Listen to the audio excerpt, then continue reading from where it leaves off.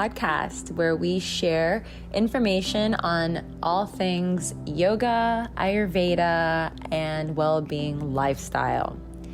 I am excited to share these resources, insights, interviews, and so much more as we grow together on this wonderful journey of well-being. I am your host, Christina Andrini, founder of Bhakti Yoga Foundation and JBYU School of Yoga and Ayurveda. I'd like to invite you to subscribe to our blog on Tumblr, as well as to follow us on Instagram and YouTube and Facebook and all the fun social media channels where we share some of the tips and insights and resources from our podcast and vice versa on here. Now let's go ahead and begin with today's episode. We are speaking with our dear friend and sister Tatiana Gonzalez, who's just joined us live from her home. And I just want to welcome her and this experience of Compartiendo Esperanza. And this is our series, 4-week series that we have to highlight the importance and the importance of the conversations of our Latino and Hispanic communities. Welcome, Tatiana. Hi, thank you so much for having me today. We're so excited to have this program launched, and we're glad to be a part of it. It's very important and needed in our community. Thank you so much. I'd like to highlight that this is our conversation today. We opened up last week. We did a very high-level overview of what to expect this week and the weeks to come. And this will be in a bilinguish, okay? We speak Spanish, English, and everything in between in this conversation, so you'll hear us doing all kinds of references. So our talking points today is mainly specifically based on the celebrating the liberation from our cultural individualization. And it begins with the conversations around mental health and having these hard conversations within the Latino communities and within our families specifically. I would like to open up the floor to Tatiana as she shares her story and explains the need for understanding each other's differences as a way to celebrate ourselves because of these differences and the liberation that it creates from harmony within diversity. Yes, thank you so much, Christina. So it's so important that throughout our discussion, we kind of a vulnerable space and examine where we are with our mental health and our journeys, and perhaps evaluate how our culture has, maybe put in a stop in how we are able to express ourselves in health. Because I know one of the things we're going to talk about is how LatinX and Hispanic communities tend to really stigmatize mental health, and that's something that I experienced growing up. So just take a lot of moment to reflect where you are in your mental health journeys and how you can kind of, liberate yourself to seek help and to seek guidance. So I'll start by saying, as a Hispanic and Latinx community, we are so diverse. We come from different regions of the world. We have, different languages within our communities. And even though we are so different, we're also interconnected by a series of different factors, like our religion. A lot of us worship the same religion. We have a very strong connection to our families. We also have a strong, resilient approach to life, which is my favorite, but we'll talk about how I think that's also kind of the thing that hinders us when we talk about our mental health. So we're so complex and we have such a rich history. And we need to remind ourselves of that and how using that we can, see mental health as a beautiful way and make it part of our culture. Because right now it's not necessarily part of our culture, and we need to, talk about it more. So I'll open up by sharing my mental health journey and how I got involved with NAMI. When I was in high school, I started experiencing severe panic attacks every single day. It was kind of like a clockwork routine. I would have dinner, and then after that, I would hyperventilate, kind of get really lightheaded, not really understand what's going on, because as we'll talk about, our culture tends to really focus on physical ailments instead of mental ailments. So when I was having these panic attacks, I would tell my parents, I'm very lightheaded, but I just ate, so it can't be my blood sugar. My stomach feels really swirly, but it's every day. So I know it's not from food or from anything, like that. One time it got so severe, my pediatrician was actually my next door neighbor. And I remember telling my parents, I really feel like I'm about to die. Like, I feel so horrible. I'm either about to faint or, please take me over to my doctor and let's see what's going on. And at this point, I still didn't really know the term panic attacks. I didn't know the term anxiety really was a thing. And we went to my pediatrician, and she took she took my blood pressure. She was like, "You're fine. Everything is fine." And I was so disappointed because I knew, mentally I was not fine. I felt so sick. And then later in my high school career, I lost 2 peers to suicide within 48 hours of each other. That really opened up my eyes to mental health and the world around it and how much we need to talk about. And I helped start, in college, building movement around mental health. But one of the things I realized was I was advocating for everyone else's mental health, but I wasn't doing it for my own. Because in my culture, we still, I knew what I was having. I knew I was having panic attacks, but we didn't talk, with my family members and my loved ones, we didn't talk about it in that term. We just kind of talked about it in the sense that life is so beautiful around you and you're so blessed. Why are you experiencing those symptoms? Why are you experiencing anxiety? You're so resilient. You can get through this. But I couldn't. I was so hindered in life. I couldn't even go to restaurants without panicking, or I couldn't even go to the grocery store without, having severe panic attacks.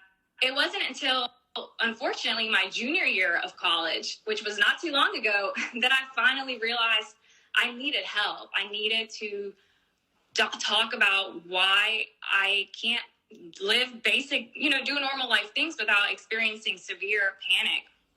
And I was fortunate to have a therapist that was also a minority in the minority community. And I remember her telling me, a lot of our minority communities, unfortunately, don't seek help until it's too late, until we have really hit the breaking point and we missed out on so much life. And I remember with her, we kind of went over how to be more self-compassionate with oneself and kind of identify, that it's okay to talk about our problems and we don't have to necessarily fix things all the time. I think, the LatinX Hispanic community, I love us for this, but it's also one of our biggest faults is that we're always trying to fix everything. We're always trying to put a Band-Aid on things and quickly get over it because that's just how we've grown up in life. There's always solutions to our problems, worry about this today, but tomorrow let's hustle. And I think that really has impacted a lot of us, and it's kind of, taken a toll on a lot of our well-being. And, for me, I went through years of struggle without really realizing what anxiety was and without really talking about it in my family. My family in Mexico, I still, we never talked about mental health there. It wasn't common at all. And now that I've moved to the United States, we do talk about it more because it's more part of the culture here than it is in our, my home country. So that's a little bit about my journey and why I started talking about, mental health. And I'm such an advocate now for our community because I know that we're hurting. And I know that there's a lot of societal factors, especially with COVID, that have really impacted us, especially, which is why it's so important to share the stories of hope, compartiendo esperanza. Gosh, thank you so much, Tatiana, for so much insightfulness. I really appreciate you sharing your story, and most importantly, you hit so many beautiful points, the stigmatization being one of them. And I'd love for you to elaborate on how Compartiendo Esperanza is going to support the stigmatization within our communities. Yeah, so right now, I think we really see mental health as a big elephant in the room. We kind of see it there, but we don't want to admit that it's a problem in our society, and we need to embrace it. And that's exactly what Compartiendo Esperanza is about. It's about sharing hope, which is what it translates to. Sharing that there is resources out there that are available to the Latinx and Hispanic community that there is people like you and I who are willing to talk about mental health and open up, and to encourage others who might not, be there in that moment, their journeys, to open up about mental health. So, we can go over some specific barriers if you want, that kind of talk about why our culture doesn't talk about mental health. Because I think once we realize our own barriers, maybe viewers watching can say, oh, that's a barrier that I currently experience. So let's try to, get past that. So I know that cultural competence is one of our barriers to mental health. Like I said, we have such a resilient approach to life, but that can also really hurt, our impact in mental health. We talk about physical ailments, and I always make the joke, like, just put Vicks vapor rub on it, we're going to solve it. My leg's hurting, it's Vicks. Eso se cura todo. I'm cold, I'm putting some Vicks on, but we can't put Vicks vapor rub on our brain and expect it to be solved. We have to talk about it. So, something that I like to joke about, we can't really fix our brain the way that we fix physical ailments. We have to actually work to get to that point and go to therapy, or, finally have that vulnerable conversation with our family members, which I know next series is what we're going to talk about. But yes, once we realize that it's okay, yes, being resilient is so beautiful and it's such a wonderful part of our culture, but sometimes it's okay to just admit that you're not okay, and that you don't have to put, Vicks vapor rub on this and expect it to be gone. There is help out there, and it is a journey to get to a place of healing. But once you have that first vulnerable conversation with your loved one or someone, a therapist, even a crisis chat line, once you start that initial conversation, you're going to open up so many doors to healing. And, I know we really focus on liberating. So we're going to liberate our minds from a really dark place that we had been in. This is so important to remember, because the physical and the mental that come together here is just, it's a lot of that, because we physically pour ourselves into every single thing that we do, no matter what it is. We are known as, the worker bee. We are going to make stuff happen. We're going to make it get done no matter what it takes. And at the same time, we sacrifice so much. And it's a double-edged sword, because we sacrifice so much to provide for the very people that we care the most for. And at the same time, it's so hard for us to express ourselves to the very same people that we're caring for, that care for us too, right? But we pour ourselves into everything. But like you said, we forget to pour that back into ourselves too. Right. And that's a journey that, it's hard in our culture to practice that self-compassion.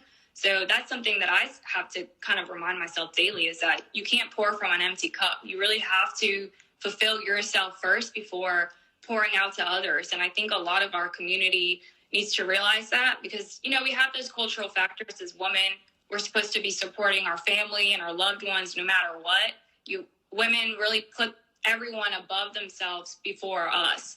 And I think that, that's unhealthy. That's something that in our culture we need to reevaluate, because we can't always have everyone expecting everything out of us, because we are going to break. And it can lead to really, harmful situations. Same with men. They're always supposed to be supporting the families and putting, going to work but men also have more stigma with mental health, where they are afraid to be vulnerable.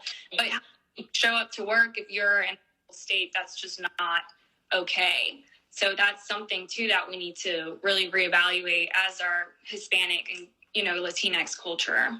Absolutely. I cannot agree with you more, especially for our men in the Latino community. They have the macho, the wall. They don't want to be let down. They don't want to disappoint themselves, let alone disappoint anyone else, not to be looked at as not, strong, and to be that rock for themselves and their family. So I know that is so true. The provider, the mindset, the old way of being, and the family traditions throughout our Latino communities, minority communities also in general, that share in that same upbringing. Yes.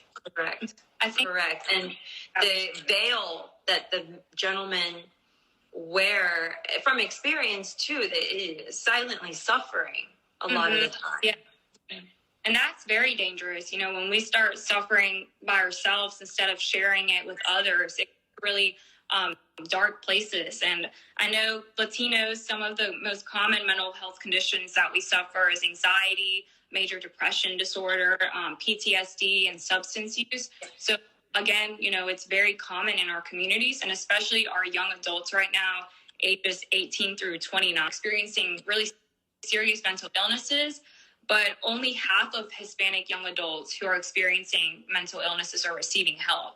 So that's a huge number there's so many of us that are still not at that point of getting help. And I used to be one of them. You know, I've spent 5 years with such crippling anxiety until I finally received help, because it had gotten so bad that, you know, my life was so affected by it, that it's so important, again, to don't be like me and let so many years, go past that you weren't enjoying, because I didn't have coping mechanisms that I now can learn.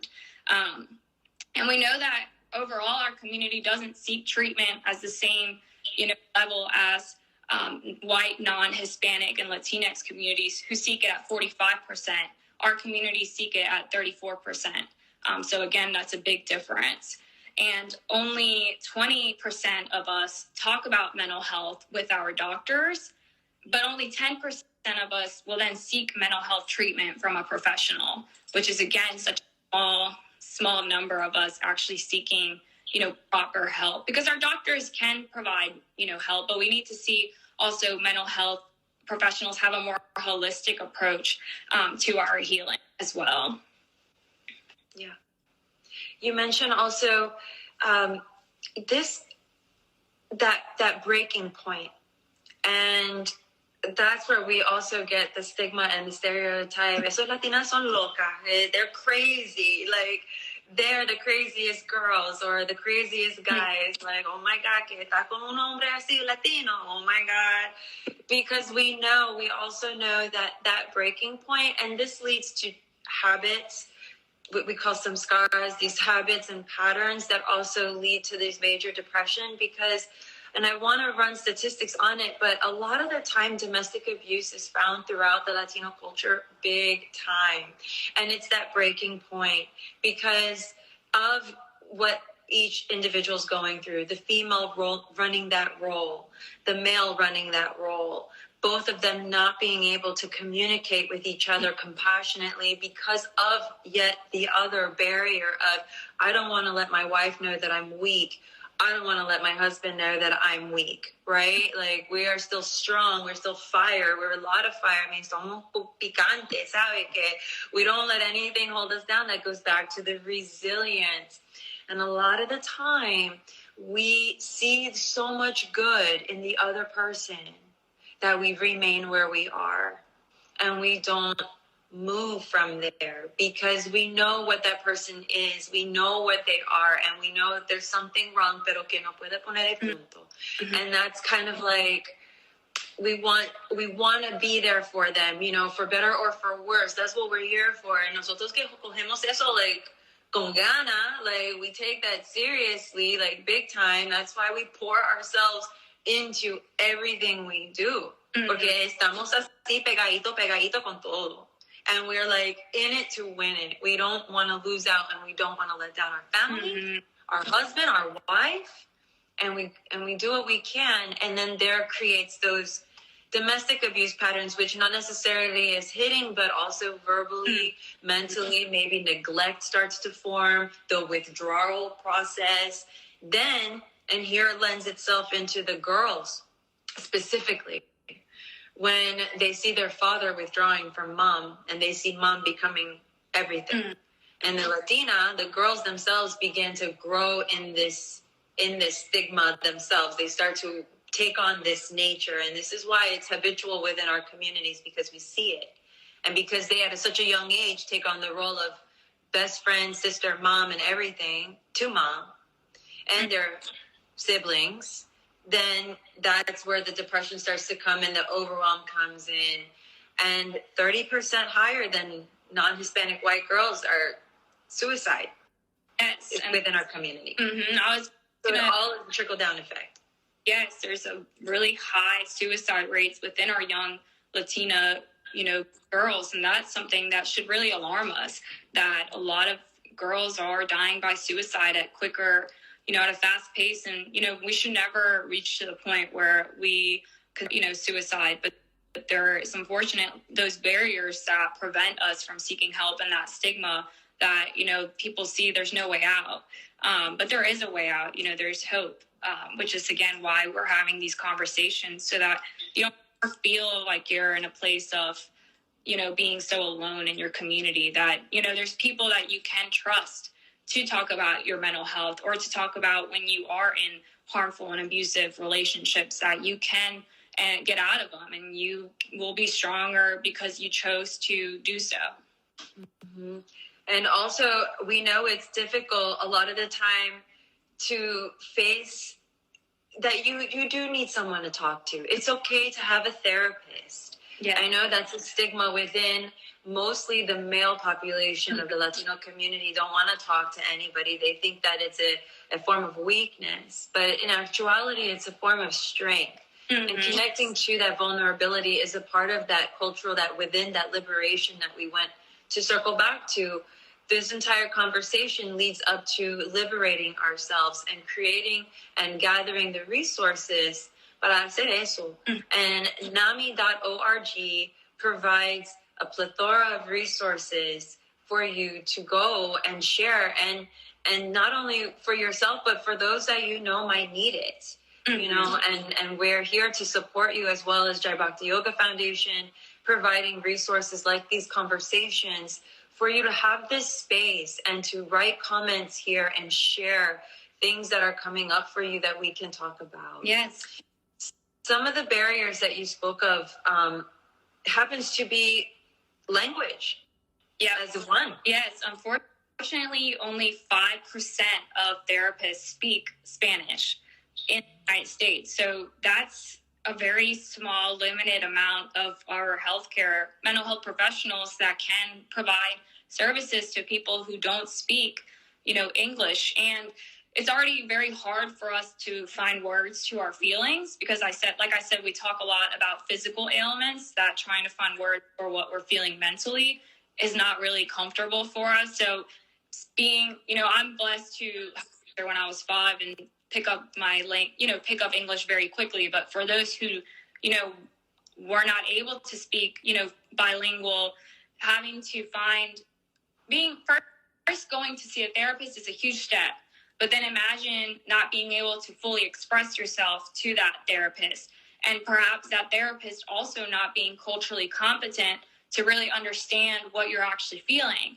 Because someone, like I said, they might explain, tengo nervios, like I have nerves.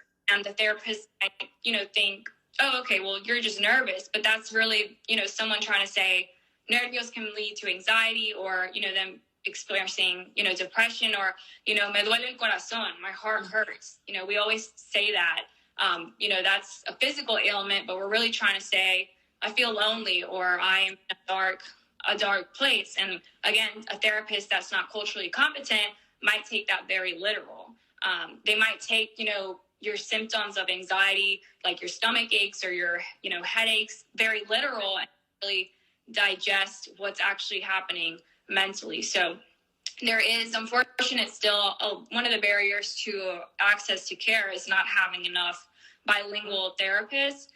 But we will talk about directories that are made just for the Latinx community that you can search to find within your community that can offer that support to you.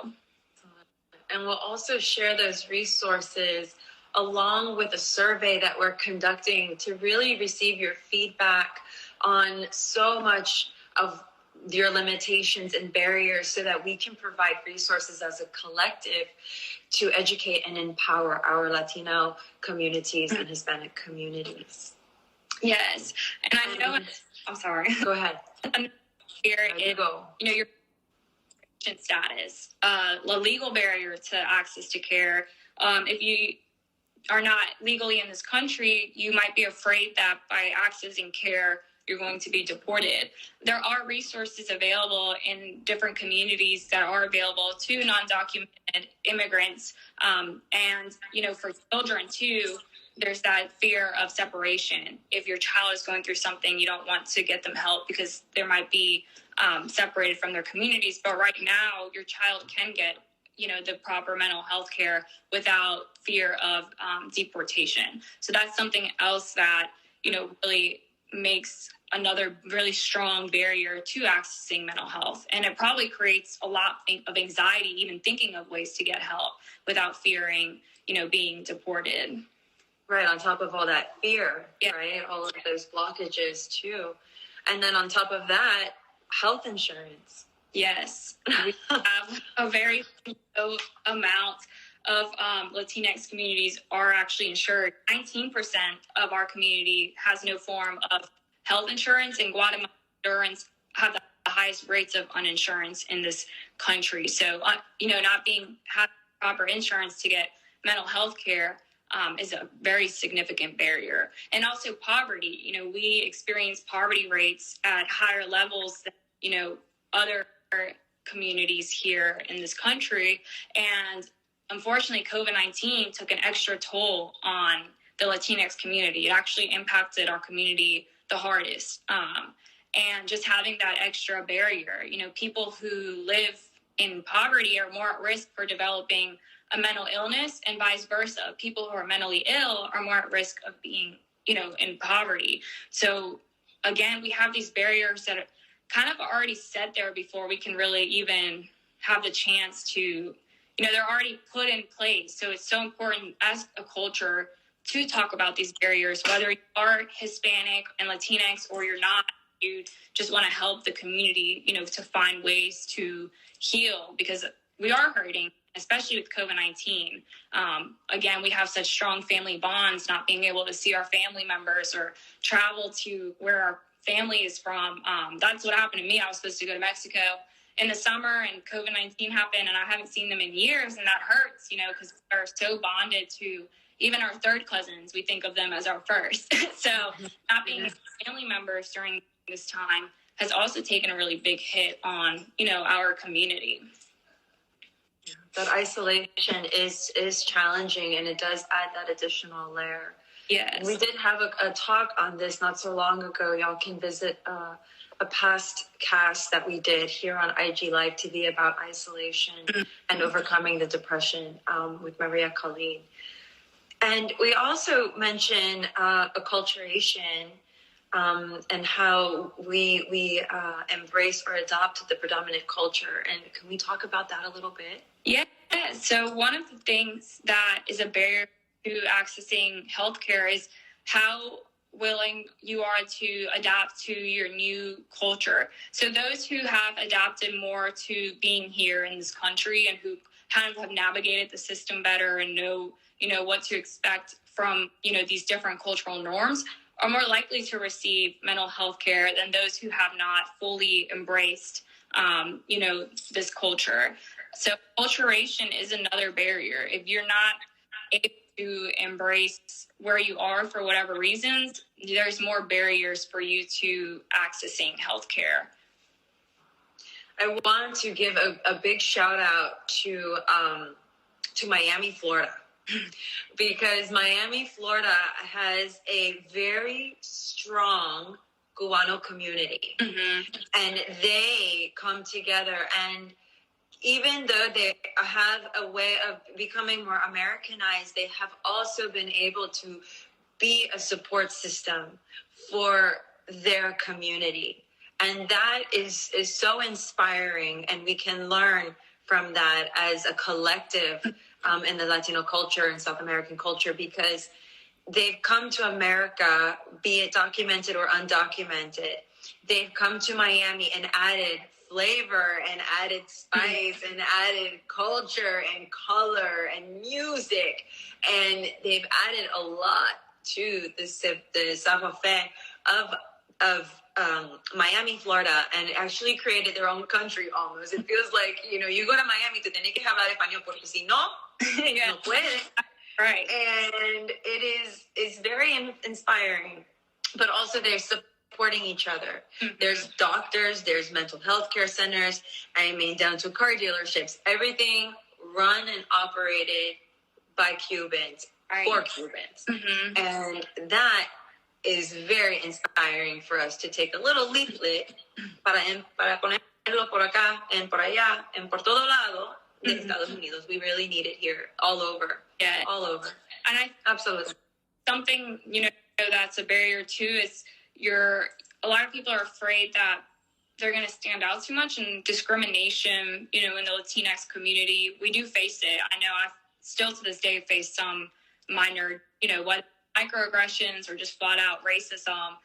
We do experience it recently. My, next door app, which you can see different neighbors, there was a post about, well, we're not helping anyone here because we're helping, Mexicans. And it just, it's so incorrect, but, just seeing that, knowing, well, that's, that person's just being ignorant, but it still hurts deep down because, you ask why do we face discrimination when we mean no wrong, in this, in this society? Why are we continuing to face backlash from society, when we are just here to help and to work hard? So discrimination still, even for me, plays a big role in my mental health. When I see comments like the one I saw last week, it just still plays in my head, and it makes me so angry to think that people still think that way about other cultures and society and think that we're taking from them when we're not. We're all in this together. The world is already hard to navigate. We don't need to add more to it. We don't need to add more discrimination, because that's another barrier to people seeking care. This is very true, because the other thing is, we are a combination too. We are a mixture of cultures. Mm-hmm. And so there are Latinos que son, frectito, que they're dark, very dark skin, very curly hair. My hair, if I don't straighten it, is super curly, right? My skin's very dark. I tan very quickly. I get, what are you, Indian? Are you Egyptian? Are you Spanish? What are you? We all go through oh, you're a white girl, right? We get everything from both sides. And it's kind of hurtful in a way too, because we're misunderstood a lot. And the same prejudices and discriminations that you speak about is true, because I've witnessed it being lighter skin at times, like a chameleon. My skin changes color, like if I'm not in the sun. And I've witnessed it where I've seen someone darker than me who's Puerto Rican or Dominican and be turned down. And because I look a certain way with no accent, I was able to do the very same thing they were able to do. Right. And of course I called it out and I said, well, I'm no different than them. Right. And then when I started speaking Spanish, big eyes. Right. Yeah. And this happens a lot in this culture and in this demographic and in wherever we go, really. Mm-hmm. And it's something that we need to address and be mindful of. Yeah. What are some resources that you can share that will support this cultural liberation within our community so we can come into our wholeness? That we can be okay with, hey, I'm different and I'm okay with being different because this is who I am. Mm-hmm. Eso es como soy yo. Right. That's me. Well, share that. Compartiendo esperanza. If you be a leader in this movement and you want to get trained on how to share your story and how to be a voice to those who don't have a voice, you can actually reach out to me and we can share the facilitation guide for you to go into your communities and be able to share, this message of hope. And I know Christina and I have kind of tailored it to a 4-week series that we talk about different, you can really customize it to what you think your community needs where you are. Another one is the American Society of Hispanic Psychiatry, which focuses on Latinx communities, and you can go on there and find a portal that will help you search different therapists in your area or other mental health resources. A really good one is Therapy for Latinx, which is a database that you can go to and find different therapists who speak Spanish or are bilingual and are more culturally competent to understand what you're going through. So that's a really good database. And Mental Health America also has a really good, lots of information on their website on even how to lead discussions about mental health with your loved one. So going to their website is definitely a good resource. And again, we here at NAMI, Louisiana, you can give us a call if you're ever in need of resources. We will be more than happy to connect you with someone that can adequately provide care to you. So we just want our community to know that, we are here for you and that you don't have to be alone with your mental health. Because even if you don't have, I think it's important to understand that even if you don't have a mental health diagnosis, at some point, you're going to experience a problem with mental health, whether it's dealing with severe grief of a loved one or a really difficult moment in your life. You're going to experience loneliness or, deep, you've reached the bottom. We're all going to go through something really hard in our lives that if we don't learn how to express it, it's going to really set us back from, healing and moving forward. So that's also really important to know, I think, in our community is even if you don't have a mental illness, you should still be mentally healthy. You should still find ways to be vulnerable and talk to people when you're not feeling well instead of internalizing it. Part of becoming liberated is facing the challenges, right? A lot of the times we fight for liberation. And a lot of our countries have fought very, very hard for the libertad que tienen. And the same for a lot of our generational progressive movements that have also had a lot of resistance to get to where they are today, to have the freedoms that we have today. Mm-hmm. And now with our women and men and our transgender communities and gay communities that are coming out in their fullness, in their wholeness, this is our time to come out and share, because we're also going into a season that we all know that brings a lot of emotions when we come into the holidays. Yes. But we need to be able to sit with that and feel those feelings, feel all the feels, because in order for one to find complete liberation, we need to be free within ourselves. And that means letting go of old attachments. That means being okay with what is and controlling your controllables. Whatever you can't control, just let it be. Give it to God. Dale a Dios, porque es una mano de frente, no son de tuya. You gotta let it all go. You're given what you're given for your own path and your own development. Right. And Tatiana is an example of growth and liberation and freeing herself from mental boundaries, emotional boundaries, and spiritual boundaries. We have our paradigms, we have our barriers, but being able to find those freedoms within ourselves will create the most liberation, because that's when you can connect to all things without holding yourself back from anything. Yes, definitely. That's why we are so proud of ourselves and proud of our culture and proud of our fiery personalities, because that's who we are. We are passionate. We don't argue. We're passionate. We don't yell. We just are very excited about something. That's all. We need to justify these things, y'all. But it's true.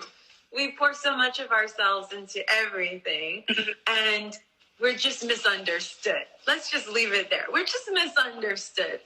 And that's part of the beauty of our freedom. It's part of the spice, the flavor of life that we add as Latinos in this community. And it's also the spice you add to your own life when you embrace it yourself. Be okay with being picante. Be okay with being fire, because you are. You are. I love so much love. Yes. And Tatiana, will you do us a favor? Yeah. And share those resources with us down below in the comments today. And also if you email me those, and we'll share it with our community along with our survey that we're doing over the next 4 weeks, so that we can create more sustainable and more opportunities for everybody to have those resources at your fingertips. Thank you all so much for participating in today's wonderful podcast. As always, it's such a joy and an honor to share in this space with all of you and hold the space together as a collective. I invite you to support my life's work on Teachable. For those of you that would like continuing education units, Teachable will be the go-to for your membership. I'm looking forward to growing together and meeting you all. Please be sure to follow me on Instagram and introduce yourself. I would love to follow you back, and subscribe to our YouTube channel for free classes that are posted weekly. Looking forward to our next chat together, and I'll see you online, in person, in an immersion, or on this podcast. See you soon. From my heart to yours, much love and namaste.